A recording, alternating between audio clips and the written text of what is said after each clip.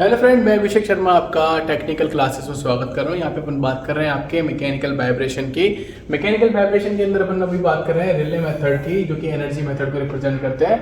तो क्या है रिले मेथड, आपको जैसे बात कर लेते हैं कि जैसे आपकी बहुत सारी डिफरेंशियल इक्वेशंस निकलती थी बेसिस ऑफ द डीएलम्बर्ट प्रिंसिपल के बेसिस पे, अगर आपने नोटिस किया होगा, तो उसी तरीके से अपन क्या है कि इसको रिले मेथड के थ्रू निकाल सकते हैं। रिले एनर्जी मेथड में क्या होता है, आपके काइनेटिक एनर्जी और पोटेंशियल एनर्जी के कॉम्बिनेशन से ये आपकी वैल्यू निकलती है कि कैसे निकलती है आपकी, लाइक द कांस्टेंट होती है, मैंने जीरो लिख दिया, is equal to the constant. यहाँ पे जो कांस्टेंट वैल्यू निकलती है वो अपन उसको आइडेंटिफाई करेंगे और आपकी डिफरेंशियल इक्वेशन कैसे निकलती है वो अपन देखेंगे।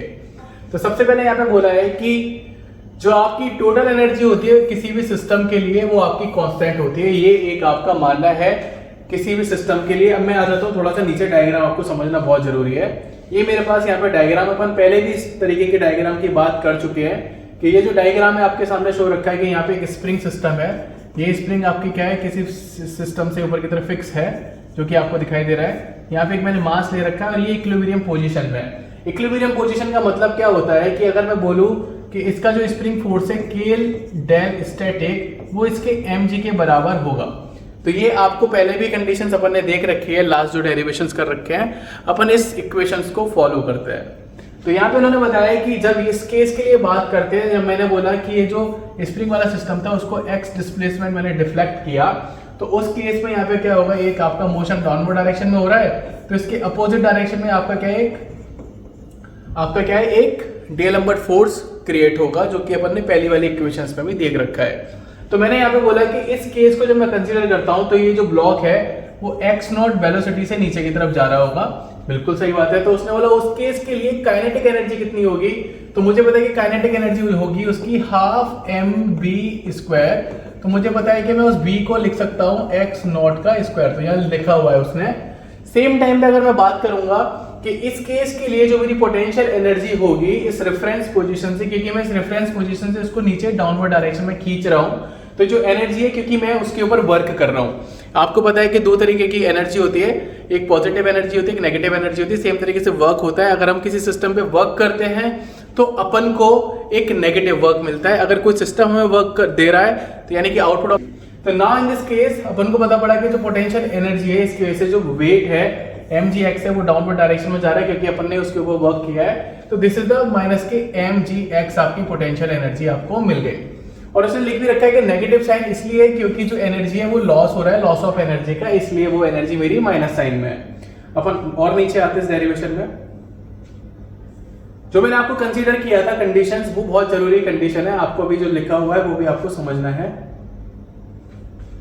और यहाँ पे देखेंगे कि उसने बोला कि strain energy of the spring is equal to the work done in the deforming the spring through the distance x, यानी कि जो आपने x डिस्टेंस आपने डिफॉर्म किया है उसकी वजह से अगर मैं इक्विलिब्रियम कंडीशन की बात करता हूं तो जो स्प्रिंग फोर्स होगा वो k डेल st होगा, जो मैंने आपको बताया था वो mg के बराबर होगा, जो अभी अपन ने ऊपर वाली कंडीशन में देखा था और यहां भी इन्होंने लिख रखा है। तो अपन इसको कंसीडर कर लेते हैं। पर उसने बोला है कि अगर मैं इसको कंसीडर करता हूं कि इक्विलिब्रियम पोजीशन से मैं उस ब्लॉक को x डिस्टेंस नीचे लेके गया था, तो अब ये जो डिस्टेंस है यानी कि जो आपकी स्टैटिक डिस्प्लेसमेंट की वैल्यू है वो x नीचे आ जाएगी। तो यानी कि अब जो फोर्स होगा वो k डेल st प्लस के x हो जाएगा। तो उसने बोला है कि तो मेरे को अगर एवरेज फोर्स निकालना है इसके ड्यूरिंग में, तो मुझे डिस्प्लेसमेंट मेरे को यहाँ पे एवरेज कंसीडर करना पड़ेगा। तो डेल st प्लस के x/2 में उसको लिख सकता हूं, यहाँ पे उसने लिखा है, क्योंकि मुझे एवरेज स्प्रिंग फोर्स निकालना है। जब मैंने उसका एवरेज स्प्रिंग फोर्स को कंसीडर किया तो मेरे पास जो इक्वेशन निकल के आई वो आप साफ साफ देख सकते हो कि k डेल st प्लस के हाफ k, और आप यहाँ पे नोटिस करोगे यहाँ पे क्या है आपका हाफ k x, क्या है आपका हाफ k x। और साथ के साथ जब ये आपके पास वैल्यू निकल गई फोर्स की, अब मुझे वर्क डन निकालना है, तो वर्क डन पर्टिकुलरली उस वैल्यू के लिए आपको इसके अंदर डिस्प्लेसमेंट का मल्टीप्लाई करना पड़ेगा। तो आपके पास वैल्यू निकल के आ जाएगी k del st into x plus के हाफ k x का स्क्वायर। तो आप यहाँ देख सकते हो इस चीज को कि जो स्प्रिंग फोर्स था एवरेज स्प्रिंग फोर्स के साथ जो मैंने एनर्जी निकाली डिफॉर्मेशन के लिए उस वेट के लिए, तो वो मेरा कितना निकल के आ रहा है यहाँ पे उस केस के लिए कि हाफ के एक्स का स्क्वायर हो जाएगा और यहाँ पे half del S T into X रहेगा। तो सेम कंडीशन पे मैंने बताया था अभी आपको कि K del S T is equal to the M G होता है, तो मैं इसको यहाँ पे लिख सकता हूँ कि मेरा कितना हो जाएगा ये एम जी। तो इसको मैं रिप्लेस कर रहा हूँ इस वैल्यू को, तो ये मेरा एम जी एक्स हो गया प्लस के हाफ के एक्स का स्क्वायर निकल के आया। तो आपके पास एक इक्वेशन दिखाई दे रही है जो स्प्रिंग फोर्स की वजह से आप जो आपका स्प्रिंग वर्क है उसको अपन कंसीडर करते हैं। अब नीचे आ जाना इसके अंदर, थोड़ा सा अपन नीचे आ गए क्योंकि फाइनल स्टेज है अब इसकी इस डेरिवेशन की।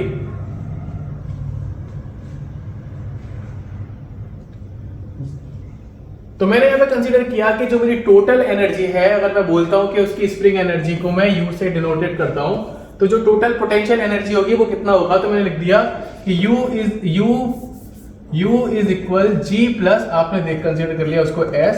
तो आपको G की वैल्यू जो ऊपर दे रखी थी वो आपकी थी minus K G into M G into X plus K M G X plus के हाफ के एक्स का स्क्वायर। तो ये आपको वैल्यू मिल गई।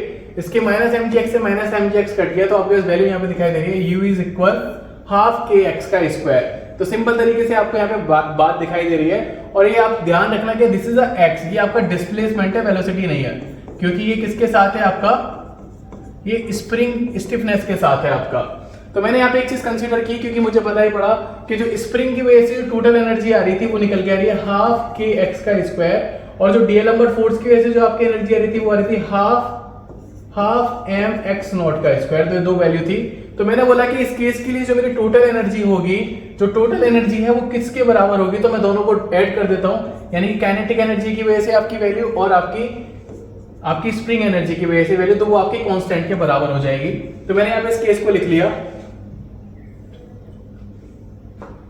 इस केस को लिखा है यहाँ पे, तो आपको साफ साफ दिखाई दे रहा होगा, वो मैंने लिखा हाफ एम एक्स नॉट का स्क्वायर प्लस के हाफ के एक्स का स्क्वायर इज इक्वल कांस्टेंट। तो इस कंडीशन को मुझे क्या है कि आप देखेंगे हाफ को मैं कॉमन लेके कट कर सकता हूं, और साथ के साथ जो मेरी इक्वेशन है उसको मैं डिफरेंशिएटिंग कर देता हूं, तो उसकी वजह से मेरे को क्या मिलेगा, जो कांस्टेंट वाला साइन है वो जीरो हो जाएगा, बाकी आपकी वैल्यू क्या मिलेगी, देखिए एम एक्स नॉट का स्क्वायर है मेरे पास यहाँ पे के एक्स का स्क्वायर है, और यहाँ पे मेरा क्या है जीरो। तो मैं इसका क्या करता हूँ, डिफरेंशिएशन करता हूँ, तो ये हो जाएगा मेरा m into two x not, और फिर आ जाएगा x डबल नॉट। क्यों, क्योंकि x का मैं अगेन करूंगा एक बार, तो आपका कितना हो जाएगा x डबल नॉट, और ये आपका क्या होगा 2, जो आपकी वैल्यू है आपकी x की पावर n है, तो n x माइनस 1 होता है। इसके बाद सेम यहाँ पे आप वैल्यू देखेंगे, यहाँ पे क्या वैल्यू निकलेगी आपकी k 2 x, आपका x रहेगा और एक x नॉट हो जाएगा, इक्वल क्या रहेगा आपका 0। तो अब यहाँ देखेंगे फिर दोबारा से आपका 0 वाला चीज चला जाएगा और x नॉट वाली चीज गायब हो जाएगी, यहाँ से 2 वाली चीज गायब हुई क्योंकि कॉमन है, और x नॉट यहाँ पे भी है और x नॉट एक यहाँ पे भी, तो वो भी चला जाएगा। तो यहाँ पे क्या हो जाएगा M X double not plus K X is equal 0। तो ये आपके रिले मेथड की वजह से आपकी ये डिफरेंशियल इक्वेशन निकल के आई जो मुझे निकालना था। तो ये आपको यहाँ से आइडेंटिफाई होगा कि डिफरेंशियल इक्वेशन आपकी ये है। इस केस को जब अपन कंसीडर करते हैं तो मुझे पता करना है कि यहाँ पे जब मैं इसको लिख सकता हूँ इस तरीके से, x double dot is equal k over m x is equal 0। तो यहाँ जो वैल्यू होती है वो रिप्रेजेंट करती है x double dot omega n का स्क्वायर एक्स इज इक्वल 0। अपन पहले भी बहुत बार बात कर चुके हैं। तो कंपेयर करेंगे तो अपन को दिखाई देगा कि ओमेगा एन की वैल्यू यहाँ से हो जाएगी आपकी अंडर रूट के एम। जब मैं इसको यहाँ से कंपेयर करूंगा इस इक्वेशन को, तो अंडर रूट के एम में आ जाएगी ये वैल्यू। तो ये सिंपल डेरिवेशन था। अगर आपको समझ में आया तो प्लीज लाइक जरूर करना, शेयर जरूर करना और चैनल को सपोर्ट जरूर करना। Thank you for watching guys, thank you so much.